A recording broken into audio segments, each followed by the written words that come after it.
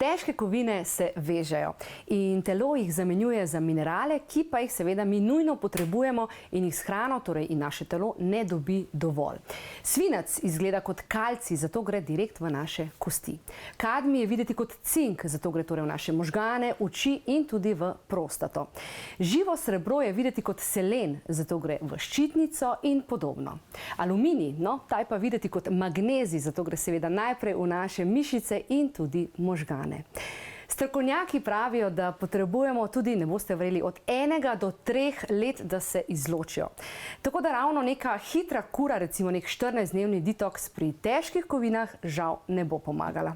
Poteka pa naše razstrupljanje kovin torej v 3 fazah. V prvi fazi, ki traja nekje 3 mesece, se izločajo toksične kovine iz naše krvi. V drugi fazi se izločajo toksične kovine iz tkiv, kar ponovno traja nekje nadaljnje 3 mesece. No, v tretji fazi pa iz naših možganov in živčevja, kjer delajo največ škode, kar pa lahko torej traja do 12 ali celo več mesecev. Ja, nažalost faz ne moremo kar takole preskakovati. Je pa vsem jasno, da bi si želeli najprej izločiti ravno toksične kovine iz naših možganov.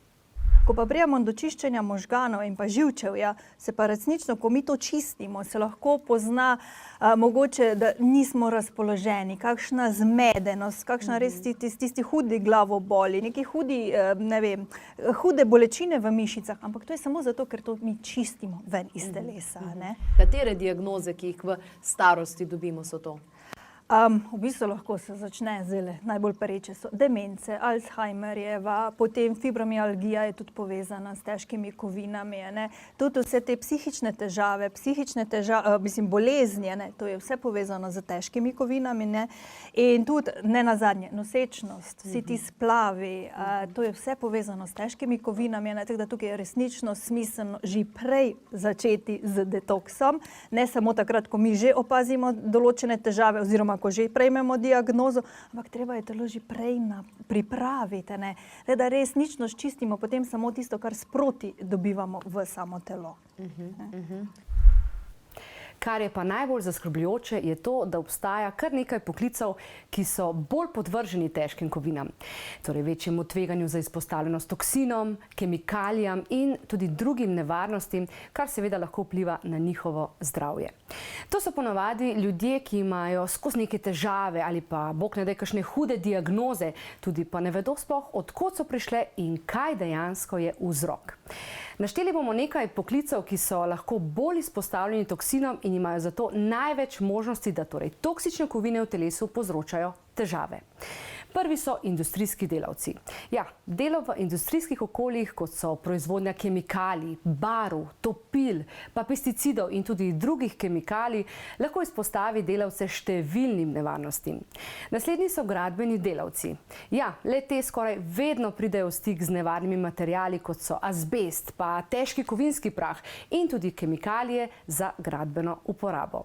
Varnostni delavci. Ja, delo v varnostnih sektorjih, kot so gasilci in reševalci, lahko prinaša tudi izpostavljenost dimu, nevarnim snovem in drugim tveganjem. Pa gremo še malo na kmete, ne? Kmetijski delavci so tudi seveda tisti, ki so izpostavljeni vsem tem toksičnim snovem, uporaba pesticidov, pa gnojil in drugih kemičnih snovi v kmetijstvu lahko izpostavi kmetijske delavce vsem tem toksinom. Tudi v zdravstvu najdemo kar nekaj toksinov. Ja, in čeprav seveda zdravstveni delavci pomagajo drugim, so kot medicinske sestre ali pa zdravniki in laboratorijski tehniki lahko izpostavljeni različnim nalezljivim boleznim in nevarnim kemikalijam. Predvsem pa lahko visoka uporaba dezinfekcijskih sredstev naredi njihov kožni mikrobiom zelo šibek in so zaradi tega še bolj dojemljivi. Potem gremo pa še malo na lepše. Frizerji in kozmetičarji. Ja, delo s kozmetičnimi izdelki, kot so barve za lase, pa lak za nohte in druge kemikalije, lahko poveča izpostavljenost nekaterim strupenim snovem. Ne smemo pa seveda pozabiti niti na pomorske in ribiške delavce. Ja, dejstvo je, da se vsem tem poklicev, pa še več jih je seveda, nikakor ne moremo izogniti, lahko pa vseeno pazimo na naše zdravje. Kako? In na kakšen način torej iz telesa izločiti težke kovine, pa v našem priročniku, ki ga seveda najdete na naši spletni strani klepetavkavi.si. Kot veste, seveda bo tudi ta priročnik za vas na voljo popolnoma brezplačno.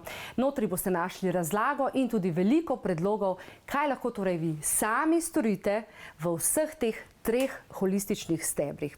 Torej, govorili bomo o navadah, torej kako se čim bolj pravzaprav izogniti toksičnim stvarem. Govorili bomo tudi o hrani, torej kaj pojesti, da čim več lahko izločimo oziroma sploh tega ne užijemo, in pa seveda kako tudi pomagamo sebi in svojemu telesu, tudi ko govorimo o dopolnilih. Ja, pri nalaganju toksičnih kovin je torej izjemno pomembna strategija in pa seveda naše razumevanje, da bo potem ta strategija trajala, da se jo bomo držali in torej na ta način res poskusili iz našega telesa izločiti kar se da veliko toksinov. Tako da jaz upam, seveda, da smo vam s tem vsaj mečkane zdajle prevetrili vaše možgane, da boste tudi sami ugotovili, da je treba začeti delati. Razmislite, uporabite naš priročnik in s tem boste seveda hitro prišli do najboljših rešitev za to, kako ostanete zdravi.